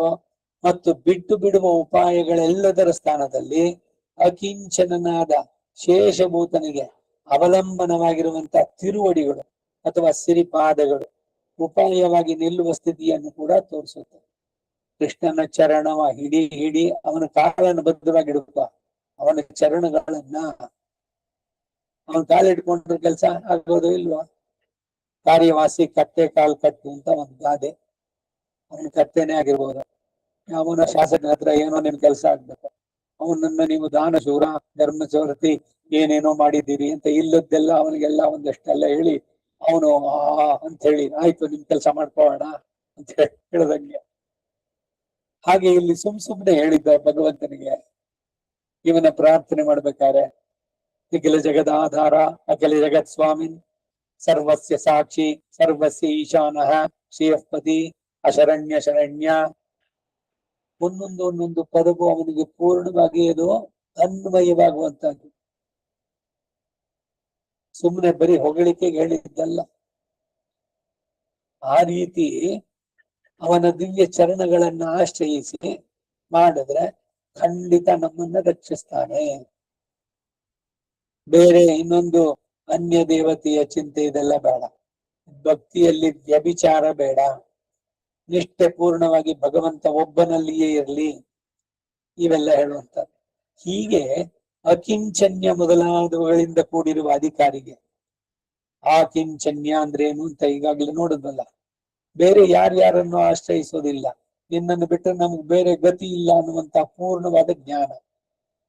ಅದಕ್ಕೆ ಅನುರೂಪವಾದ ಕೃತ್ಯವನ್ನ ಶ್ಲೋಕದ ಪೂರ್ವಾರ್ಧದಲ್ಲಿ ವಿಧಿಸಿ ಸರ್ವಧರ್ಮಾನ್ ಪರಿತ್ಯಜ್ಯ ಅನ್ನೋದರಲ್ಲಿ ತಾನು ಮಾಡುವ ಕೆಲಸ, ನಾವು ಮಾಡೋ ಕೆಲಸ ಮೊದಲು ಸರ್ವಧರ್ಮಾನ್ ಪರಿತ್ಯಜ್ಯ ಮಾಮೇಕಂ ಶರಣಂ ರಜ ಅನ್ನೋದಲ್ಲಿ ಎರಡನೇ ಸಾಲಿದೆಯಲ್ಲ ಉತ್ತರಾರ್ಧ, ಅದರಲ್ಲಿ ಭಗವಂತ ತಾನೇನ್ ಮಾಡ್ತೀನಿ ಇನ್ನೊಂದು ಹೇಳ್ತಾನೆ. ಅಹಂ ಯಾರೋ ಭಗವಂತ ತ್ವಾ ಸರ್ವ ಪಾಪೇಭ್ಯೋ ಮೋಕ್ಷಯಿಷ್ಯಾಮಿ ಅಂತ ತಿಳಿಸಿದ್ದಾನೆ. ಇಲ್ಲಿ ಮೋಕ್ಷಯಿಷ್ಯಾಮಿ ಎನ್ನುವುದರಿಂದಲೇ ನಾನು ಎಂಬ ಅರ್ಥ ತೋರಿದು ಕೂಡ ಅಹಂ ಎಂದರೆ ನಾನು ಎಂಬ ಪದವನ್ನು ಯಾಕೆ ಪ್ರಯೋಗಿಸಿದೆ ಅಂದ್ರೆ ತಾನು ಬಂಧನಕ್ಕೆ ಒಳಪಡಿಸಿದವನನ್ನ ತನ್ನನ್ನು ಬಿಟ್ಟು ಬೇರೆ ಯಾರು ಬಿಡಿಸಲಾರರು. ಕರ್ಮದ ಪಾಶದಿಂದ ಬಿಡಿಸೋದಕ್ಕೆ ಬೇರೆ ಯಾರಿಗೂ ಸಾಧ್ಯ ಇಲ್ಲ. ಬ್ರಹ್ಮ ಶಿವ ಇಂದ್ರ ಇನ್ಯಾವ್ಯಾವ ದೇವತೆಗಳು ಹೇಳ್ತಿರೋ ಎಲ್ಲ ಸರಿ. ಆ ಬ್ರಹ್ಮ ಕೀಟ ಪರ್ಯಂತ ಯಾರೂ ಮಾಡೋಕ್ಕಾಗಲ್ಲ. ಅದು ಭಗವಂತ ಒಬ್ಬನಿಂದನೇ ಆಗ್ಬೇಕಾದ್ದು. ಅವನು ಮನಸ್ಸು ಮಾಡಬೇಕು. ಅದಕ್ಕೆ ನಾವು ಮಾಡುವ ಉಪಾಯನೂ ಕೂಡ ಇದು ಅಷ್ಟಾಕ್ಷರಿ ದ್ವಯಮಂತ್ರ ಚರ್ಮ ಶ್ಲೋಕಗಳು ಅನುಸಂಧಾನ. ಮೋಕ್ಷ ಇಷ್ಯಾಮಿ ನಾನು ಮೋಕ್ಷವನ್ನು ಕೊಡ್ತೀನಿ ಅಂತಂದ್ರೆ ಯಾರು ಮೋಕ್ಷವನ್ನು ಕೊಡ್ತೀನಿ ಅಂದ್ರೆ ನಾನ್ ತಾನೇ ಕೊಡ್ತೀನಿ ಅಂತ ಆಗ್ಬೇಕು. ಉತ್ತಮ ಪುರುಷ ಫಸ್ಟ್ ಪರ್ಸನ್ ಅಲ್ಲಿ ಮೋಕ್ಷ ಇಷ್ಯಾಮಿ ಬರ್ತೀನಿ ಅಂತಂದ್ರೆ ಏನು? ನಾನು ಬರ್ತೀನಿ ಹೋಗಿ ಬರ್ತೀನಿ ಅಂತ ತಾನೇ ಅರ್ಥ. ನಾನು ಹೋಗಿ ಬರುತ್ತೇನೆ ಅಂತ ಪೂರ ಹೇಳಿದೀವಿ ಕೂಡ ಬರ್ತೀನಿ ಅಂತಂದ್ರೆ ಹೋಗಿ ಬರ್ತೀನಿ ಅಂತ. ಹಾಗೆ ಮೋಕ್ಷ ಇಷ್ಯಾಮಿ ಅಂತಂದ್ರೆ ಭಗವಂತನೇ ನಾನು ಮೋಕ್ಷ ಕೊಡ್ತೀನಿ ಅಂತ. ಆದ್ರೂ ಸ್ಪೆಸಿಫಿಕ್ ಆಗಿ ಯಾಕೆ ಅಹಂ ತ್ವಾ ಮೋಕ್ಷ ಇಷ್ಯಾಮಿ ಅಂತ ಹೇಳಿದ್ದು ಅನ್ನೋದು ಒಂದೊಂದೊಂದೊಂದು ಪದಕ್ಕೆ ಎಷ್ಟು ಅರ್ಥ ಇದೆ ಮುಖ್ಯವಾದದ್ದು ಅಂತ. ತಾನು ಬಂಧನಕ್ಕೆ ಒಳಪಡಿಸಿದವನನ್ನ ಭಗವಂತ ಬಂಧನಕ್ಕೆ ಒಳಪಡಿಸಿದ. ಬಂಧನವ ಕೊಡುವನೆ ಶ್ರೀನಿವಾಸ ಭವ ಬಂಧನವ ಬಿಡಿಸುವನೆ ಶ್ರೀನಿವಾಸ ಅಂತ. ಬಂಧನ ಯಾಕೆ ಕೊಟ್ಟ? ನಾವು ಮಾಡಿದ ಕರ್ಮ. ಕರ್ಮಾಧ್ಯಕ್ಷನಾಗಿ ಈ ಮಾಡಿದ ಕೆಲಸಕ್ಕೆ ಈ ಬಂಧನ. ಬಿಡಿಸುವನು ಅವನೇ. ಹಾಗೆ ಬಂಧನಕ್ಕೆ ಒಳಪಡಿಸಿದವನನ್ನ ತನ್ನನ್ನು ಬಿಟ್ಟು ಬೇರೆ ಯಾರು ಬಿಡಿಸೋದಕ್ಕೆ ಸಾಧ್ಯ ಇಲ್ಲ ಅನ್ನೋದು ಕೂಡ ಸ್ವತಂತ್ರನಾದ ನಾನು ಭಗವಂತ. ನಾವು ಅಸ್ವತಂತ್ರರು. ನಾನು ಕಟ್ಟಿ ಹಾಕಿದ ಬಂಧನದಿಂದ ತಾನೇ ಬಿಡಿಸುವಾಗ ತಡೆಯುವವರು ಯಾರೂ ಇಲ್ಲ ಎಂದು ವೈಲಕ್ಷಣ್ಯವನ್ನು ತೋರಿಸೋದಕ್ಕಾಗಿ ಅಂತ ತಿಳಿಬೇಕು. ನಾನು ಹಾಕಿದ ಬಂಧನವನ್ನ ನಾನ್ ತೆಗಿತಾ ಇದ್ದೇನೆ, ಮತ್ತೆ ಯಾರ್ಯಾರು ಬಂದು ಹಾಕ್ತಾರೋ ಅಂದ್ರೆ ಯಾರಿಗೂ ಸಾಧ್ಯ ಇಲ್ಲ. ಕೊಡೋನು ನಾನೇ, ಬಿಡೋನು ನಾನೇ. ಇದನ್ನೆಲ್ಲ ದಾಸರು ಆಡಿದ್ರಲ್ಲ. ಅದಕ್ಕೆ ಬಂಧನವ ಕೊಡುವನೆ ಶ್ರೀನಿವಾಸ ಭವ ಬಂಧನವ ಕಳೆವನೆ ಶ್ರೀನಿವಾಸ. ಬಂಧನ ಯಾಕೆ ಕೊಡ್ಬೇಕು? ಅವನು ಭಯಕೃತ್ ಭಯನಾಶನ. ಭಯ ಕೃತ್ಯ ಯಾಕಾಗ್ತಾನೆ ಅಂದ್ರೆ ನಾವು ಮಾಡಿದ ಕರ್ಮ. ಭಯನಾಶನ ಯಾವಾಗ ನಾವು ಅವನಲ್ಲಿ ಪ್ರಾರ್ಥನೆ ಮಾಡಿದ್ರೆ ಆ ಭಯದಿಂದ ಅವನು ಪರಿಹಾರ ಮಾಡ್ತಾನೆ. ಹಾಗಾಗಿ ಸರ್ವಂ ಸಮಂಜಸಂ, ಎಲ್ಲವೂ ಸಮಂಜಸವಾಗಿದೆ. ಬಂಧನ ಉಂಟಾಗುವುದು ಸಹಜ, ಅದರಿಂದ ಬಿಡುಗಡೆನೂ ಸಹಜ ಯಾವಾಗ ನಾವು ಅವನಲ್ಲಿ ಶರಣಾಗತರಾಗ್ತೀವೋ ಅವಾಗ. ಅದನ್ನ ಬೇರೆ ಯಾರು ಬಿಡ್ಸೋಕಾಗೋಲ್ಲ, ಇವನು ಕೊಟ್ಟಿರೋ ಬಂಧನವನ್ನ. ಅದನ್ನ ತಿಳಿಬೇಕು. ತ್ವಾಂ ಎಂದರೆ ನಿನ್ನಿಂದಾಗಲಿ ಮತ್ತೊಬ್ಬರಿಂದಾಗಲಿ ನಿನ್ನನ್ನು ಬಿಡಿಸೋದಕ್ಕಾಗೋದಿಲ್ಲ ಅನ್ನೋದನ್ನ ತಿಳಿದು ಸರ್ವಜ್ಞನು ಸರ್ವಶಕ್ತನು ಪರಮ ಕಾರುಣಿಕನು ಆದಂತಹ ನನ್ನಲ್ಲಿ ಶರಣಾಗತಿ ಮಾಡಿದ ನಿನ್ನನ್ನ ಎನ್ನುವ ಅರ್ಥ. ಸರ್ವ ಪಾಪೇಭ್ಯ ಅಂದರೆ ಎಲ್ಲ ಪಾಪಗಳಿಂದ ಏನು ಬಿಡುಗಡೆ, ಅದನ್ನ ಹೇಳ್ತಾ ಇದ್ದಾನೆ. ಬಹಳ ಸುಂದರವಾಗಿದೆ, ಬಹಳ ಸೂಕ್ಷ್ಮವಾಗಿ ಒಂದೊಂದೇ ಪದವನ್ನ ಇಲ್ಲಿ ಅನುಸಂಧಾನ ಮಾಡುವುದಾಗುತ್ತೆ. ಇದರ ಇದನ್ನ ಮುಂದಿನ ವಾಕ್ಯದಲ್ಲಿ ನೋಡೋಣ. ಕವಿತಾರ್ಕಿಕ ಸಿಂಹಾಯ ಕಲ್ಯಾಣ ಗುಣಶಾಲಿನೆ ಶ್ರೀಮತೆ ವೆಂಕಟೇಶಾಯ ವೇದಾಂತ ಗುರವೇ ನಮಃ.